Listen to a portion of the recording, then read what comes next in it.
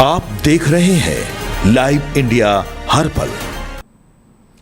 नमस्कार, आप देख रहे हैं लाइव इंडिया हर पल। मैं हूं आपके साथ रेखा मिश्रा। बात करेंगे हजारीबाग मामले की, जो कुछ दिनों से काफी ज्यादा सोशल मीडिया से लेकर के तमाम जगहों पर सुर्खियां बटोर रहा था। एक बच्ची के रेप की जानकारी जैसे ही सामने आई थी मीडिया में, झारखंड में इस घटना के आरोपी की गिरफ्तारी की मांग जो उठ गई थी। 12 साल की बच्ची के साथ ये पूरी घटना हुई थी और इसको लेके बीजेपी ने जो है वो हजारीबाग में बंद भी किया था। दूसरी ओर अगर हम अंबा प्रसाद की बात करें तो उन्होंने इस पूरे मामले को लेकर के राज्यपाल से भी मुलाकात की थी और जल्द से जल्द आरोपियों की गिरफ्तारी की बात कही थी। लेकिन अब इस मामले में जो चौंकाने वाला खुलासा हुआ है, उसने पूरे झारखंड को और खास करके एक मां की ममता को हिला करके रख दिया है। यानी कि सवाल खड़े कर दिया है कि क्या कोई मां भी ऐसा कर सकती है। इस मामले में पुलिस की अगर हम बात करें, यानी कि एसपी अंजनी अंजन की बात करें व डीसी शशि प्रकाश सिंह की, तो उन्होंने इस पूरे मामले की विस्तृत जानकारी दी है और उन्होंने बताया है, माफ करिएगा डीआईजी, उन्होंने बताया है कि 24 मार्च की रात हुई इस वारदात ने पूरे इलाके को झकझोर करके रख दिया था। पुलिस के अनुसार 25 मार्च की सुबह मिडिल स्कूल के पीछे मैदान से बच्ची का शव मिला था, जो कि सिर्फ 12 साल की थी। वह 24 मार्च की रात रामनवमी के मंगला जुलूस के दौरान लापता हो गई थी। परिजनों के बयान पर विष्णुगढ़ थाने में अपहरण और हत्या का मामला भी दर्ज हुआ था।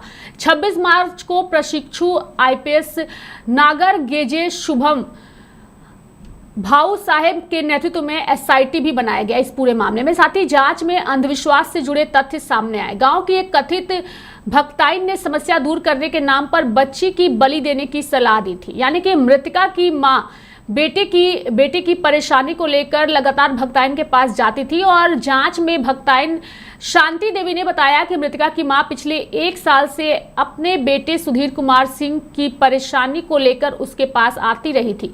कहा कि उसने पूर्व में महिला के घर को तंत्र मंत्र से बांधा भी था। यानी कि भक्ताइन द्वारा बच्ची की मां को बताया गया था कि उसके बेटे की परेशानी को हमेशा के लिए दूर करने के लिए किसी कुंवारी लड़की की बलि देनी होगी और इस पर मृतका की मां तैयार हो गई।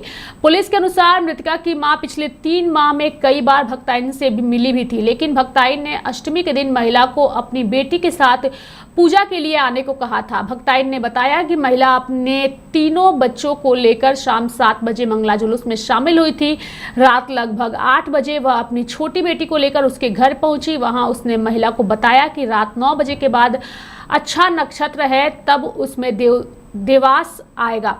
उसके बाद उसने महिला को एक अन्य पुरुष के साथ छोटी बेटी को लाने के लिए कहा, क्योंकि बलि के समय धर पकड़ के लिए एक आदमी की जरूरत पड़ती है।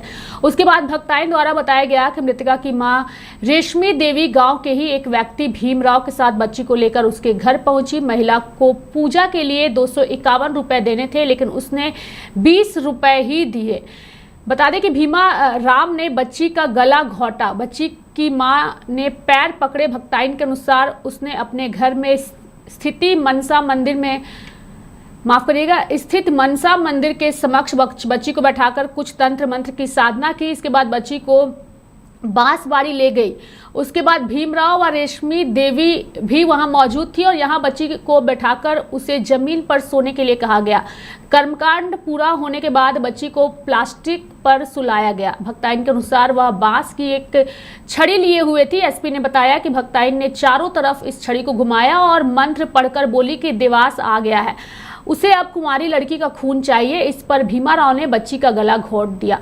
छटपटाने पर बच्ची की मां ने उसके दोनों पैर पकड़ लिए। तब उन्हें लगा कि बच्ची की मौत हो गई। तब भक्ताइन ने छड़ी को बच्ची के शरीर के चारों तरफ घुमाया। इसके बाद भक्ताइन के कहने पर भीमराव ने बच्ची के सिर पर पत्थर से मारा। बच्ची के सिर से निकले खून से भक्ताइन ने जमीन में लिपाई पुताई व पूजा भी की।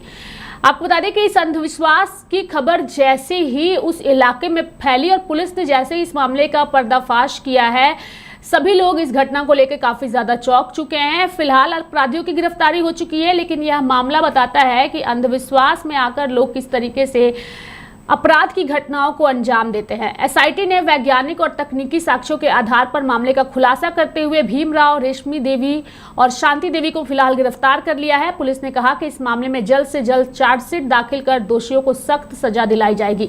एसआईटी में प्रशिक्षु आईपीएस नागर गोजे शुभम भाऊ साहेब, विष्णुगढ़ पुलिस पदाधिकारी वैद्यनाथ प्रसाद, अनुभव भारद्वाज, प्रशांत कुमार, सपन कुमार महता, विद्यावासिनी कुमारी सिन्हा, मोहम्मद इकबाल हुसैन, इंद्रजीत कुमार, दशरथ महतो, दीपक कुमार सिंह, मुकेश कुमार सिंह, कुणाल किशोर व तकनीकी शाखा के पदाधिकारी व कर्मी शामिल थे।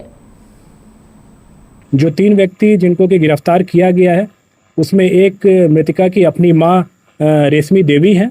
उसके अलावा गांव की ही एक महिला शांति देवी है जो कि उनको भगतनी भी कहा जाता है और उनके द्वारा मुख्य रूप से तंत्र मंत्र इत्यादि का काम किया जाता है। और तीसरा व्यक्ति इसमें जो शामिल था वो था भीमराम। ये तीनों एक ही गांव के रहने वाले थे। भीमराम और ये तीनों एक ही गांव के रहने वाले थे। और हत्या का जो मुख्य कारण था वो मृतका की माँ को विभिन्न प्रकार के पारिवारिक समस्याएं आ रही थी और जिसके सॉल्यूशन के लिए बेसिकली ये इस भगतनी के पास गई थी। और इसी दौरान एक नरबली के दौरान बच्ची का जान लिया गया। और 3 व्यक्तियों को जैसा कि मैंने बताया कि गिरफ्तार किया गया है और इन तीनों के खिलाफ बहुत जल्द हम लोग पुख्ता सबूतों के आधार पर चार्जशीट सबमिट करेंगे और प्रयास करेंगे कि इनको कठोरतम दंड मिले। बट मुख्य रूप से ये नरबली का मैटर था, एक अंधविश्वास का, एक तंत्र मंत्र का ये मैटर था। है रेशमी देवी, दूसरा भीमराम है और तीसरी एक जो तंत्र मंत्र करती हैं ओझा गुनी जिसको भी कहते हैं, एक महिला है शांति देवी। जो मृतिका की माँ है और भीमराम के बीच करीब 10 वर्षों से अनैतिक संबंध की बात सामने आई है और उनके जो पति हैं वो महाराष्ट्र में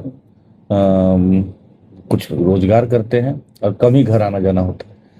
मृतिका के जो बाकी भाई बहन हैं वो भी उनको अपने पिता के नज़र से ही देखते हैं और एक तरह से उस परिवार के ऊपर भीमराम का कंप्लीट होल्ड जैसा है। तो इनके जो पुत्र हैं, मतलब मृतिका का जो भाई हुआ, उसके विषय में उनकी माँ काफ़ी चिंतित रहती थी क्योंकि वो मानसिक और शारीरिक रूप से उनको कमज़ोर लगता था।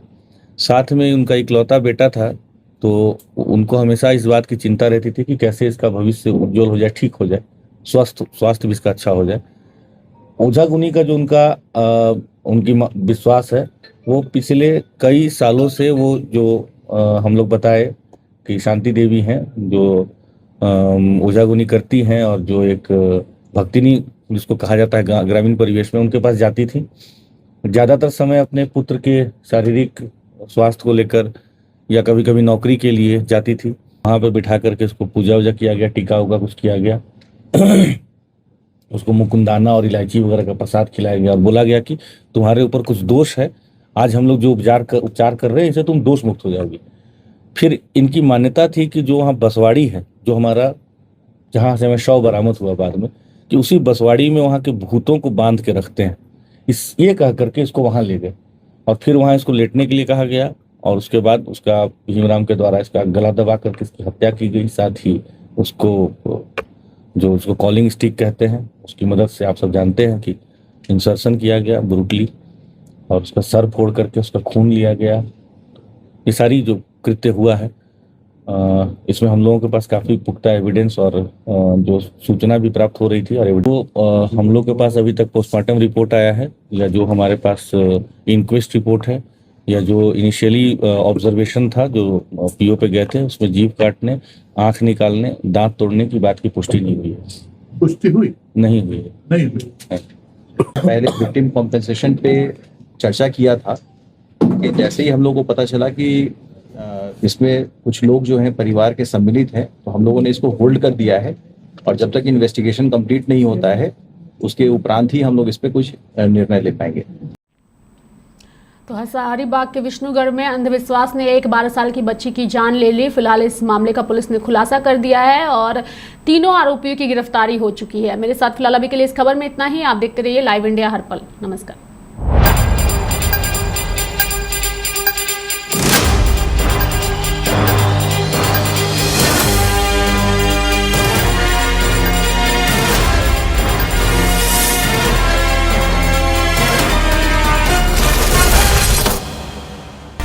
आप देख रहे हैं लाइव इंडिया हर पल।